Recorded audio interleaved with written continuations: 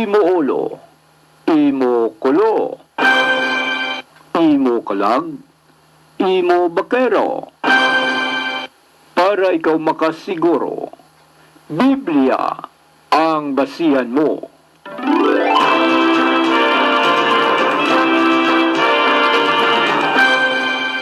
Diri sa Kape Kagabandisol. Kape Kagabandisol. Upod sa kay Pastor Ruvel Marañon. Kape Kagabandisol.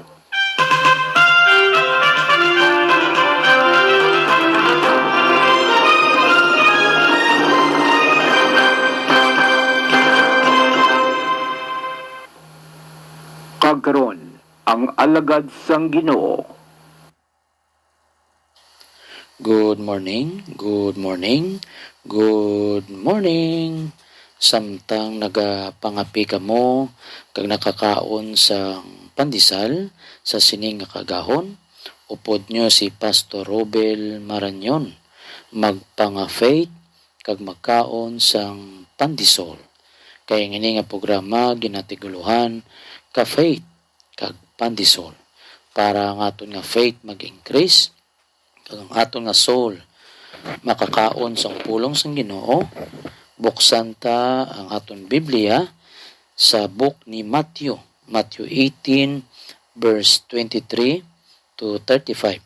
Kaya ang aton topiko subong mga utod, the parable of the unforgiving servant. Siling diri sa pulong sang Ginoo, Matthew 18 verse 23, kay ang ginarian sang langit kaangay sang isa ka hari nga luyag maghusay sa mga utang sa iya masulgoon sa iya. Sang nagsugod sila sa paghusay sa ila mga utang, may gindala sa iya nga sulgoon nga nakautang sang minilyon ka pisos. Tungod nga hindi makabayad ang sulgoon sang iya utang, nagmando ang hari nga ibaligya siya, ang iya asawa, ang iya mga kabataan, kag ang tanan niya nga pagkabutang, agud mabayaran niya ang iya utang. Nagluhod ang sulugoon sa tubang sang hari, kag nagpakitluoy. Hulat-hulata lang ako anay, kay bayaran ko ikaw sang tanan. Ang hari naluoy sa iya, gani ginpalakat niya siya, kag wala na pagpabayara sang iya utang. Dayon nagwa ang sulugoon, kag nasugata niya ang iya kapareho nga sulugoon nga nakautang sa iya sing pila lamang ka pisos. Ginliab niya siya kag ginkuga nga nagsiling, bayari ang utang mo sa akon. Ang pareho niya nga sulugoon nagluhod nga nagpakitluoy sa iya, hulat-hulata lang ako anay, kay bayaran ko ikaw. Pero wala siya magkaluoy. Sa baylo, ginpabilanggo niya siya tubtub mabayaran niya ang iya utang. Sang ang iban nga mga sulugoon nakakita sang nahanabo, naglain gid ang buot nila, kag ginkagtuan nila ang hari, kag ginsugiran sang tanan nga nahanabo. Gani ginpatawag sang hari yadtong sulugoon kag ginambalan, walay pulos ka nga sulugoon. Wala ko ikaw ginpabayad sang tanan mga utang, tungod kay nagpakitluoy ka sa akon. Kung tani, nagkaluoy ka man sa pareho mga sulgoon, subong sang pagkaluoy ko sa imo. Naakigid ang hari, kag ginpabilanggo siya, agud masilutan, tubtub nga bayaran niya ang tanan niya nga utang. Sa katapusan, si Jesus nagsiling, amo man ini ang imuon sa tagsa-tagsa sa inyo sang akon amay sa langit, kung hindi kamo magpatawad sa inyo utod sa inyo tagipusoon. Sudra mga utod, amo ni ang ginatawag nga the parable of the unforgiving servant. Kay ang ining istorya nagsugod ni sa kay Apostol Peter nga namangkot sa how many times should I forgive my brother? No, silingdra. Sila nga till 7 times. Amak mo na no, ginimo ni Peter nga gin times 2 niyang lagi kay 3 times na mo. Times 2 niya 6 tapos sinugangan niya pag isa. ba 7 times. Siguro sayaw na una to makuan gini, ma-amaze gini nga akon nga master sa ako, no? Si Jesus Christ kay ginduble ko na tapos gindugangan ko pa isa. Pero mga utod, abi mo kung anong ginsabat Jesus Christ, not 7 times, but 70 times 7. Matthew 18 verse 21 to 22. So ang context ini nga passage mga utod, nga si Jesus nagtudlo sila sa mga disciples about the kingdom of heaven. No? Makakuha kita sang importante nga prinsipyo sa sini nga parabol kag i-apply naton sa aton kabuhi subong. The servant whose Lord forgive him much, 10,000 talents, equivalent to several millions of dollars, no? Was unwilling to forgive another servant who owned him 100 denarii.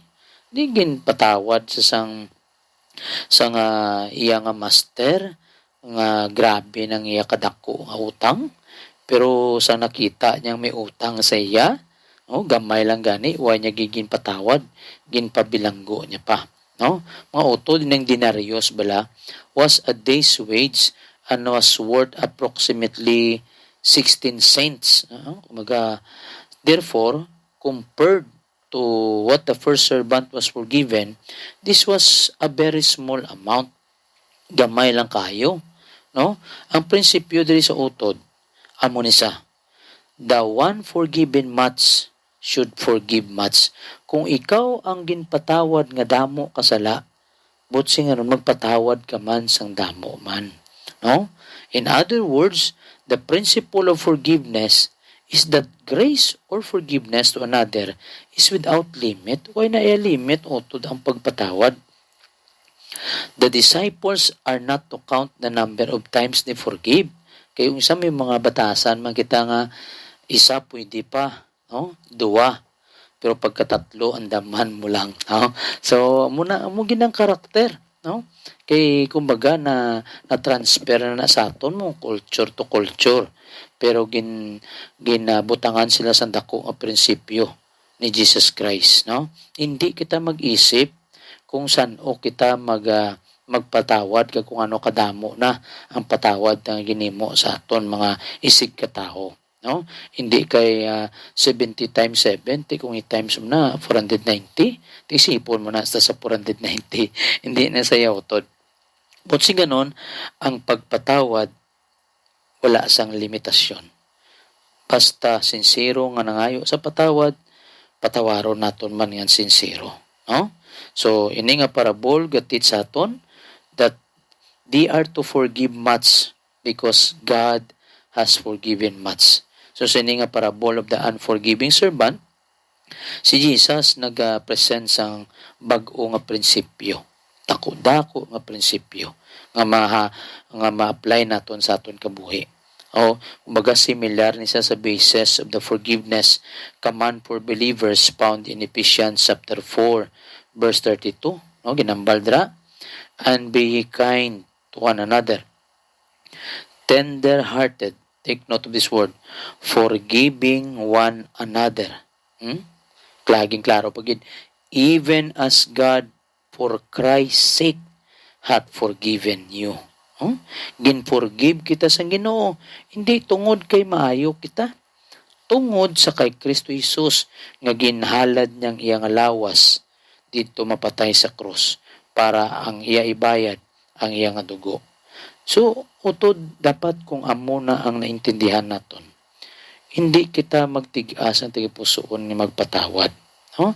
Basta ang tao mangayo patawad sa aton or either wala pa sa kapangay patawad, ready naton tigipusoon to forgive them. Okay? Jesus is teaching his disciples pre-cross and therefore in the pre-church age, but the basis for forgiveness is the same. Subot sing ganon, basang unang panahon, pagkatapos ang nalangsang, kag pakagto sa aton panahon, ang basihan sa pagpatawad pareho lang. Wala sang limit utod. Kay ikaw, kita, ginpatawad man ta sang Ginoo, maski makasasala kita. Kagin siguro pa, nga atanan ta nga sala na bayaran na. Kag hindi na kita makakagto sa impyerno. So amo na utod, ti kisa makambal ka, mayo ka lang ya pastor kay makambal ka kay hindi ikaw ang ginimuan. Hindi man na iya sa aton nga basihan. Sa basihan niya sa ginimo ni Jesus Christ sa aton. So dra mo sa ibutang utod. Although budlay magid kay may mga testimony ko gani nga nabatian nga ginrape siya, no? Ginrape sa sang gumagagang rape. Ti budlay-budlay gina forgive. So uli sa nga naga-worship sa Ginoo, nakita niya gid, no? Kag naperdi pa na sa kaso ina nga babae, no? Nakita niya gid nga ang nagsulod sa ilang nga simbahan atong nag-rape sa iya. Ting pamangkot paano mo na karon forgive? Kay siya yung naka-experience ang pinakalain nga experience. Pero oto dabi mo, tungod sang pagpalangga niya kay Kristo Jesus, naintindihan niya ini nga prinsipyo, nga ginpatawad man sa kay makasasala man sa. Oto dabi mo kano ginimo sina babae, ginkagtuan niya ginang lalaki, ka nagambal sa nga, brother, you are forgiven. Kag abi mo nung nabatyagan sila nga babae, na-release ang tanan niya nga kabugatan. Amo gali ng pagpalangga sa Ginoo sa aton. Ang ginalantaw niya hindi kay kita, no? Ang ginlantaw niya ang iya bugtong anak nagwiling nga mapatay sa cross para masalbar kita. So utod, amo na dra mo sa para mapatawad mo ang mga tawo nga nakasala sa imo. So because God has forgiven us, we are to forgive each other. Therefore, because we have received much grace, while we were yet sinners, Christ died for us. Romans 5:8. But God commended His love towards us. While we were yet sinners, Christ died for us. So we are commanded. Wala tayo ginahayo sang Ginoo. Nga sige na patawara sa, kundi ginasugo kita sang Ginoo. No? We are commanded to give that same grace to others. In the parable of the unforgiving servant, ang first servant, no, debt was forgiven, and he was not required to repay until his unforgiving nature was discovered. Galing kabatasan niya, nakitaan. In contrast, our sin debt was paid in full by Christ, no, and is the only basis for God's forgiveness. Hindi tayo kabayad uto sa aton nga kasalanan or earn our salvation. It is a gift of grace. Therefore, in the parable of unforgiving servant, Jesus is teaching His disciples. Kumbaga, i-extend na to ng forgiveness. Parehas ang forgiveness ng Ginoo na ginhatag sa aton tungod kay Kristo Jesus. Bangod kay Kristo Jesus. The first servant had been forgiven all. No, wala sang ginatawag nga down payment, kundi titilestay, paid in full. And then, tani ang iya nga mangin response na, he should have forgiven also atong nakautang sa iya. Amo na utod, kung may ara na da si Jesus sa imo tagipusoon, magairal ginang tagipusoon niya nga magpatawad ka. No? In like manner, a child of God by faith through Christ has had all sins forgiven. Therefore, when someone offend or sin against you, we should be willing to forgive him from a heart of gratitude for the grace to which we ourselves are debtors. So, utod mo na, hindi patigahain mo tagipusoon. Kinanglan may room kada of forgiveness mo tagipusoon.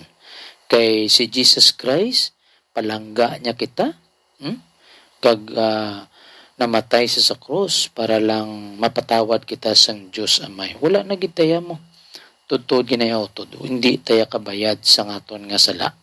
Amo na nga si Jesus na lang nagbayad sa sala. So kung kita nga ginbayaran kita sang aton nga sala, atong mga sala sang mga isig katawo ta, may capacity kita to forgive. Kay ara ng balahan nga spirito sa aton. Kag gina nga tayo puson, hindi naman na imo. No? You are being bought with a price. Hindi na ikaw. Atong daan nga tinuga, upod na to sa paglangsang sa cross. Bag-o ka na yung tinuga. Si Jesus na nagapuyo da sa imo. Nagakabuhi ka kay tungod ara na da si Jesus sa tigipusoon mo. So utod kabay nga madumduman nimo kung ano kadako sang sala naton nga ginpatawad sang Ginoo. So wala sang rason nga hindi kita kapatawad sa aton isig katao. Maski budlay, may kapasidad kita sa pagsunod. Tungod kay ang aton tagipusoon, ara na dira si Kristo Jesus. So we need to forgive one another. Amo na ang ginaulat ni Jesus Christ sa aton. Hindi kita magbutang sang limit. Our forgiveness is without limit. 70 times 7. So kabay pa mga utod na intindihan naton ang mensahe sang parable of the unforgiving servant. Ikaw utod, sigurado hagid nga nakapangayo ka na patawad kay Kristo Jesus. Kay ginbaton mo siya nga Dios kag manuluwas. Diri lang hasta ang ka-faith kag pantisol. May the Lord had blessing upon hearing the word of God. God bless.